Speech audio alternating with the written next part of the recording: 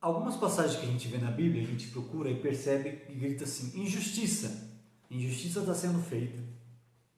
E uma dessas passagens, se a gente não compreender bem e a gente julga por injustiça, é a passagem que está no livro de Marcos, no capítulo 11 e no versículo 12, que a história conta que Jesus e os seus discípulos estavam passando e ao lado do caminho havia uma figueira lotada de folhas, e Jesus chega perto dela, atrás de frutos para comer. E quando Jesus chega nessa figueira e não tem frutos, aí Jesus rapidamente amaldiçoa essa figueira e essa figueira seca.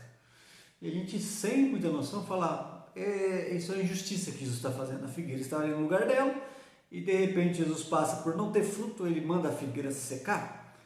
E só que quando a gente começa a prestar atenção no contexto, entender o contexto, a gente vai perceber que aquele tipo de árvore é um tipo de árvore que primeiro ele dava os frutos e depois ele dava as folhas. Então, quando Jesus vai até aquela árvore e os sinais dela, que são as folhas, mostravam o quê? Que ela tinha frutos. Então, todo mundo que via uma figueira e nessa figueira havia folhas, automaticamente fala: se tem folhas, há frutos.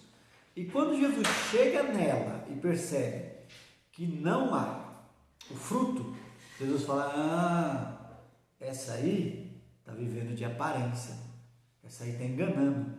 Então, a partir do momento que Jesus percebe que essa árvore que era para ter frutos, ou que estava sinalizando que tem frutos e não tem, ele fala assim: essa aí se assemelha a uma coisa que não é boa.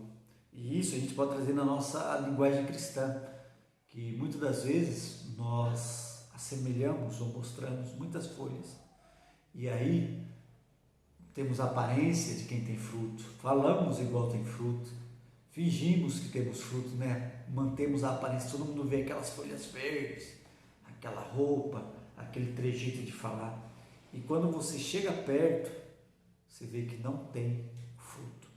E aí Jesus assemelha isso muito aos fariseus, né? Que eles falavam, ensinavam, até exortavam ao que tinha que ser feito para seguir a lei, mas no fundo, era só aparência.